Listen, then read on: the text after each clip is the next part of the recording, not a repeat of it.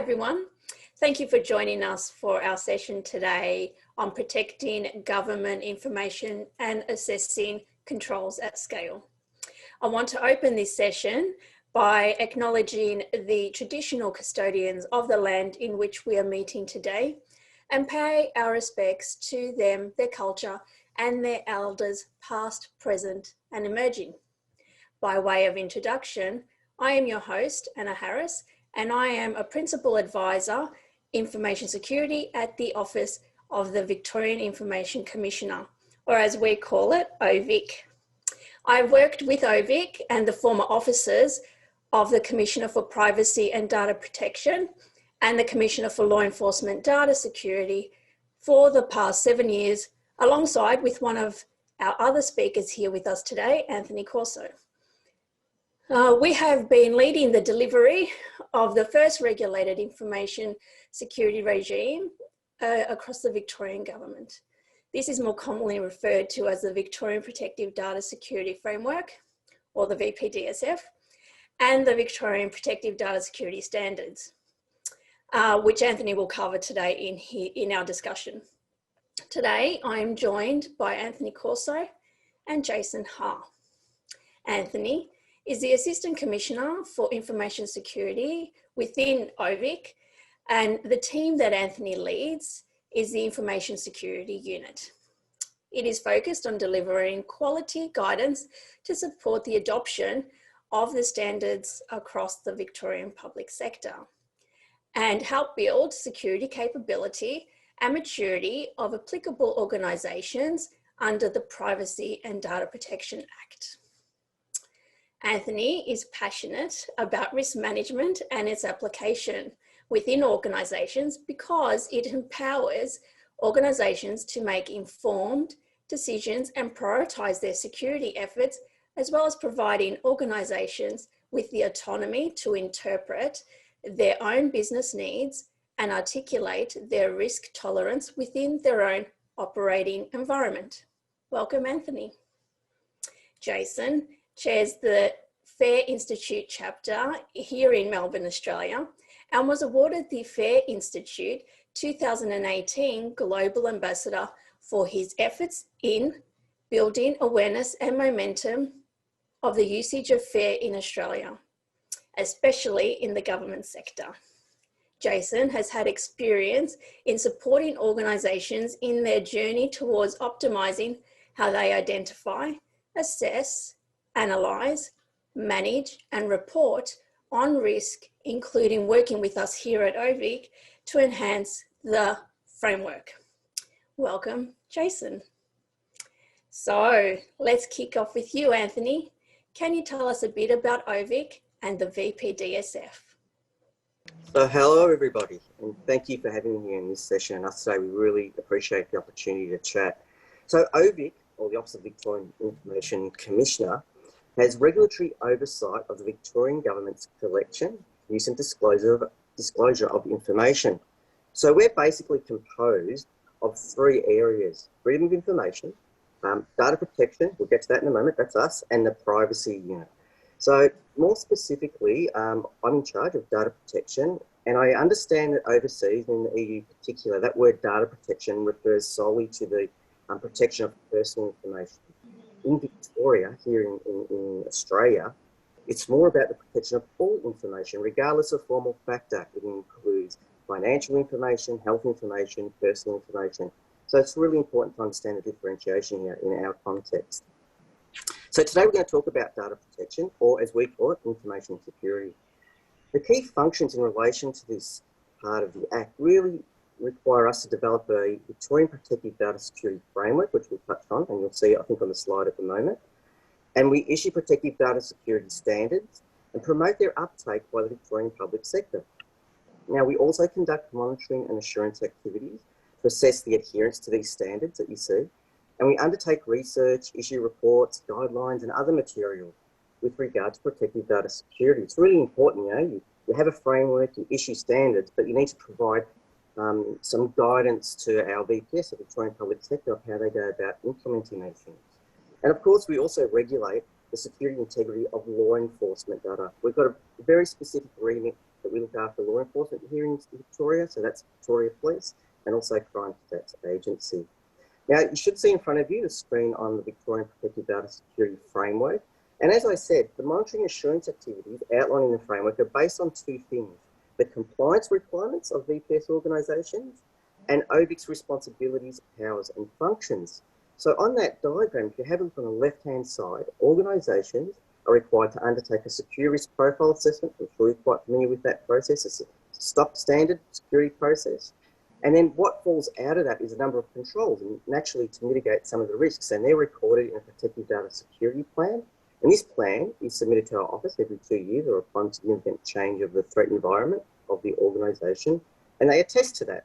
So that's a really cool way for them to, we get some sort of confidence that they're adhering and implementing the standards to which we put out. On the other side is what we do. So once we have all that information and all those feeds, and we also have an incident notification scheme, and that feeds into that monitoring assurance framework. And out of it pops a number of things that we work on. So we get security insights for management reporting. We report to government about how the Victorian public sector is travelling. There may be assurance activities that fall out of that. Do we just need to provide more advice and guidance given the understanding of our standards? Or does it start to step up, and you can see those dot points that fall out of that prism? You know, we may do an audit of a particular organisation based on the fact that they've got many incidents and then maybe not adhering to the framework or the standards as closely as we'd like to. And then ultimately we can issue reports like threat landscape reports. So our VPS can feed that back into their risk management processes. So that's how the framework hangs together. And now maybe we'll go to the next slide and we'll talk a little bit about how it all impacts on the standards. So as you can see, that's the framework. And then we have standards. The standards are very cool. They're high-level principles. There's 12 of them. They cover the main areas of security. So it's the governance, it's information security, it's personnel security, and it's, of course, ICT, or other people call it cyber security. Really important differentiator about what we do. We focus on not just information controls, not just cyber controls. It's more like it's all types of controls. So if you think about an information asset that we need to protect, there's the people that are accessing that information. We need to make sure they're appropriate. It's got the physical facilities around it. And of course, there's cyber controls if it's seated on a system. Now, the way we explain those standards, 12 of them, we have a number of elements. I think roughly close to 100 elements. Now, those elements are really important. They're what we call the controls. They're the controls that organisations should be using to mitigate risk. And if those controls can't be tied to a risk that's been identified to the organisation, you would question whether it's appropriate or not. And that's where our framework and standards differentiate from most. It's not a compliance-driven standard and framework in which the controls must be implemented because it's control. If it can't be linked back to modifying a risk, then you question, is it applicable or not? And it's a really big change in attitudes and behaviours that we're trying to bring forward with that type of approach. Now, so Anthony, I'll just get onto that point. So what are the common challenges you see with controls? So controls are interesting. So again, in a compliance approach, people will say, we've implemented that control. We're good, almost like a business BPR, business process review. That's what I was after. Business continuity plan, a BCP. So once you implement them, you have to assess to see whether they're actually achieving what they need to achieve. And not just that they've been implemented, are they modifying the risk that you set out that they were going to do? Like if they're not, then again, what was the purpose? Maybe they're not that effective. It's all levers here and there and everywhere. It's like tweaking of the controls. Do we turn down this control? Do we get rid of this control? Do we add another control? So there's some of the challenges, and unless you've got a mechanism in which to measure control effectiveness, then you probably will fail in that type of adherence to any sort of security standards.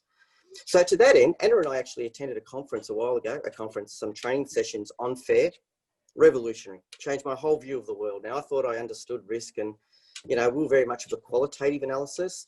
Man, move to quantitative, I could be a little bit irreverent. That's the stuff. That's really awesome. We really learnt a lot through that, and we really fell in love with that approach. It really provided some teeth to what people are trying to achieve in managing controls and managing risk. So then we thought we'd go out, and we thought we'd find someone that knew something about FAIR. and help us with our journey of uplifting the VPS, the Victorian public sector, with their adherence to our standards. And we came across Jason and PwC, and we were lucky enough to come across this concept of control analytics.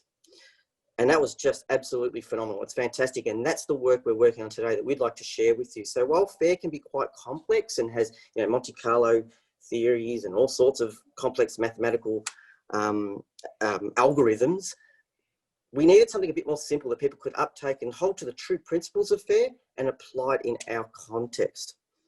So that's some of the challenges with goals. And, you know, there's control analytics. We love it. And that's what today's about. I think maybe at this stage, I'll pass over to Jace. Thank you. That'd be great. Jason, we'd like to hear about from you about control analytics, please. Yeah, thanks Anthony and Anna. Look, it's been a real pleasure working with yourselves in that continuing journey, really uplifting the risk awareness as well as, you know, ways in which to tackle controls within the Victorian public sector. As I guess, hi to all my fellow FAIR practitioners. It's actually great to be able to speak to you at the conference. And I guess for myself, I know that in previous conferences, a lot of time's been spent on looking at, you know, very specific use cases on how to apply FAIR, especially with increasing levels of complexity. But I guess in my you know, many years practicing FAIR now, what we've come to appreciate is that in some industry sectors, there's actually lots of opportunity to abstract FAIR up a couple levels even, so that it can actually be practiced a bit more simplistically, but also at quite a lot of scale. So when Anthony and Anna came to me and said, hey, Jason, we're interested in looking at how do we assist organizations better appreciate and determine the appropriateness of controls when they're trying to manage risks, what are some of your thoughts in that space? And it so happened that, I guess in our practice and evolution of using FAIR, one of the key advantages that we identified in the application of FAIR is not just really the quantification, not just about, you know, structuring risk correctly, but it was really about understanding, if I've got a set of controls, what do those controls actually do to the risk? To Anthony's point earlier, are they actually doing anything to manage our risk correctly? It's you know, it's one thing to sort of plot your risk on a matrix and say, yeah, we've got all these controls and therefore the risk must be being reduced in some form. But really being able to break that down in a way that you can then understand, well, what does that control actually do? And if the risk isn't being managed appropriately, then what are the types of controls that are actually going to make the most difference? And for us, that was really the key value as FAIR practitioners that we've been trying to bring to a number of different organisations. So we're very fortunate to be able to engage in that aspect of, you know, using data points, understanding risk, and applying those controls, and that's what we now commonly refer to as control analytics. So what you see in, oh, sorry, yes, Anna? No, keep going. So what you see in front of you at the moment is a bit of a simplistic model in terms of how control analytics can be applied. So really the first step that you see at the moment is, how do I take a standard definition of risk or a risk statement and transpose that in a way that people can actually understand the mechanics of how the risk is made up? So the threat actor, the threat event, you know, specifically what is a key asset and supporting assets that are being targeted, and what's the impact? Now, FAIR practitioners will know this very well. It looks very much like a FAIR model. So what we tried to do is leverage the concepts that OVIC had already provided to the Victorian public sector, which they refer to as a risk story. And what we tried to do is help visualize that in a way that could allow people to sort of understand where controls can actually be applied as part of that risk story. Wonderful. I guess this... Yeah. So, sorry to cut you off, Jason. So how does it work and why align to FAIR? Yeah, so I think for us, you know, when we were workshopping this together, and Aaron, you might sort of recall, one of the things that we talked about was the ability to take a more quantitative and analytical based model, and fundamentally a data-driven model that you could actually use to determine whether controls were actually doing what they were meant to be doing, and actually reducing risk in a way that was meaningful, and a way that you could actually measure that. Yeah, and therefore, if the controls weren't adequate, or you need additional controls, what type of controls would be best suited for that? And fundamentally, as we know as FAIR practitioners, is what's the benefit So if we're going to invest in a certain set of controls and we go to management to say, hey, we need investment and implementation of these particular controls or treatments, then what's that actually going to do to the risk, and how do we provide some more specifics around the benefits that come out of that? Wonderful. So can you talk us through the model? Yeah, so what you see in front of you now is, I guess, that risk story transposed into a visual. And I guess from a fair practitioner point of view, you'll see elements that are quite familiar from a fair structure. So for us always, and coincidentally, as part of the framework that Anthony described, the information asset is front and center. It's all about understanding what your information assets are and how to protect them. So in the middle, you see that focus on what is the information asset and what are the supporting assets that can be affected. Then on the left-hand side, what you see are the typical threat actors that you might assess as part of a risk. And then you can see the threat event and how that can affect a particular asset. Then on the right-hand side, you have your impacts, similar to FAIR, a primary and secondary impact, and how those impacts can be accumulated together to form an overall view of what the risk is. And when you sort of multiply that together with the likelihood, that's when you get your overarching view of risk. You can see where, we can see where the controls are being applied in each of those places as well, in terms of the different types of controls, and therefore an understanding of how the controls affect the risk story. Right, so in our example, where we have the VPDSS elements, whether they're preventive controls or corrective or detective controls, if someone is not using the VPDSS elements, they can insert in those spaces their control library, whatever they're using.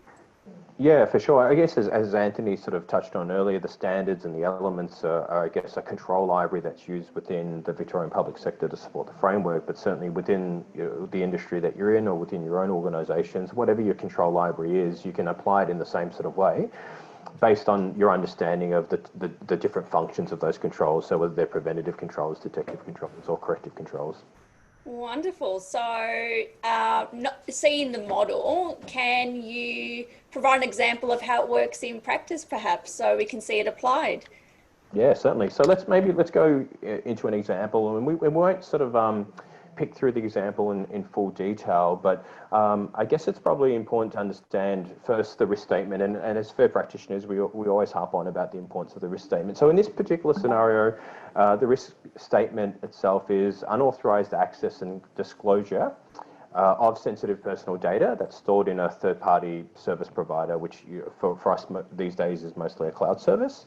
That can be caused by cyber criminals targeting vulnerabilities in the application, and that, in this instance, results in an impact to service delivery. So when we transpose that particular risk statement into a risk story visually, as you can see here, what you see is that sensitive personal data being the key asset, the third-party cloud service being the supporting asset where that data is being held. And then as we transpose that story just now, cyber criminals accessing that network by targeting vulnerabilities, the threat event, which results in the impact, as you can see, a primary impact of immediate productivity impact that comes from service delivery, and then an ongoing impact as a secondary as a result of this system not being available for a sustained period of time and the organisation needing to resort to manual processes, and as a result, an additional cost to productivity. And when you sort of accumulate those things together, as fair practitioners would know, the subtle difference here is that instead of the term vulnerability, as you probably would see it in fair language, we've chosen the term susceptibility because there's already other terms in use within the Victorian public sector that deal with vulnerability. So just to distinguish a little bit, and therefore what you see at the top is the assessed outcome of that risk, right? The likelihood, the impact, and the overall risk, which is the quantified values that you see in the story married back to a standardized qualitative type model. So Jace, I'd love to cut in just quickly. And for everybody listening, while this is bread and butter for a lot of the FAIR practitioners, for us that are not really familiar with FAIR and a way to bring this story along, that visual, they always say, a picture is worth 1,000 words. The way that breaks down the preventative controls, the detective controls, and the very specific aspects is just for us quite revolutionary in the way that you can describe a risk. No longer is it just a finger pointer to say, oh yeah, we've got a risk in relation to cybercriminal getting access to personal data. All of a sudden, it's very specific, it's very tangible, and it's a really nice way of delivering a message to our board members, to our CEOs, our CIOs, to really understand where the challenges are and where specifically controls are fit into the broader risk picture and how they work. So this is the part we're actually quite excited about. And as I said, I appreciate that in a fair, all the fair people out there say, this is bread and butter, we know this stuff back to front. For those of us not familiar with that, this is just a really fantastic introduction of how it works in our context.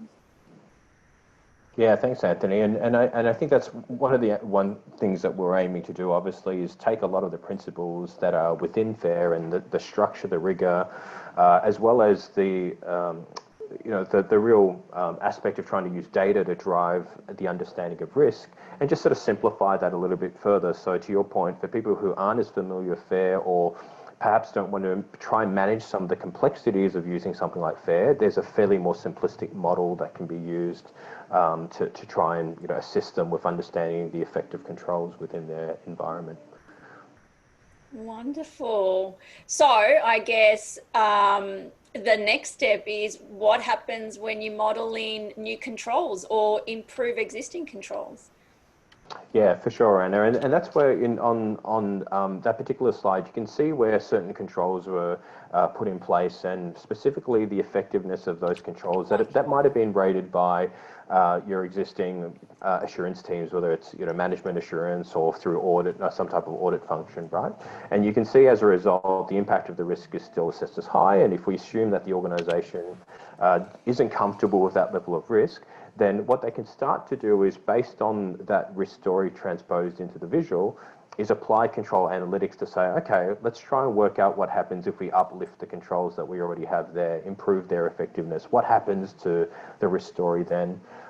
How do we use control analytics to then determine, well, what controls do we need? Do we need more preventative controls because we're trying to reduce the likelihood, or do we need more detective and corrective controls because we're trying to reduce the impact? And you see here the addition as well as the improvement of a number of key controls that can then be used to, as you can see from the actual numerics of it, reduce the likelihood quite significantly by reducing the susceptibility in this particular example, as well as reduce some of the aspects of impact of the risk. So therefore, when the risk now comes together, you can see that the overall risk rating now has dropped quite significantly because of the understanding of how these controls have been applied. And I guess, as always, FAIR practitioners, when you see that numerical shift of the risk from one value to another value, that starts making a much stronger use case or business case for how you can actually invest in the certain types of controls. So if we've got a one over $1 million decrease down to a sub 100K decrease by the application of a number of controls, and the investment of those controls is only a small proportion of that reduction, then obviously that starts to add up a lot in terms of a lot more merit from a return on investment point of view. And I will add, it's not just FAIR practitioners. When CEOs and CIOs see that sort of reduction, I think they're pretty excited. So I think, again, seeing that picture for us is just fabulous. So you can see what the levers are, and you can see what the slight tweaking is. And one of the things that we learnt and which we emphasise to our BPS is that you don't necessarily have to remove a control. You can keep the control and uplift it slightly, or you can add controls and maybe remove a control. And just that level of granularity is just fantastic to see, and you can really see how it fits in the whole risk story. So that's all I just wanted to add. It's just a really cool visual that really works for us that aren't familiar with it. It really tells a great story.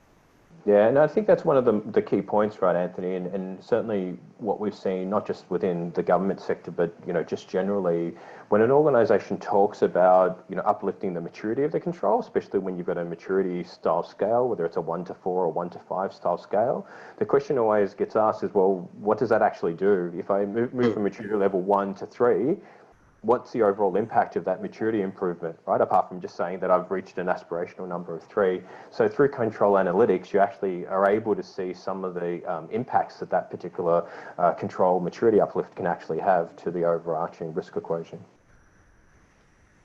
That's fantastic. I'm very excited by that. Sorry, Anna. No, you're right. And look, with 5 minutes to go. Just wanted to ask you, Anthony, so this control analytics guide, which is being developed, when will it be available? So a lot of our stuff is on our website at the moment. So for those of you that are interested in what we do and how we do it and things like the framework and the standards, you can go to www.ovic.vic.gov.au. We're still working on the guide in the sense that we're also going to add some case studies to it and try and explain it a little bit further. It is a heavy document. It is meant for risk practitioners, so we're just playing around with the language on it.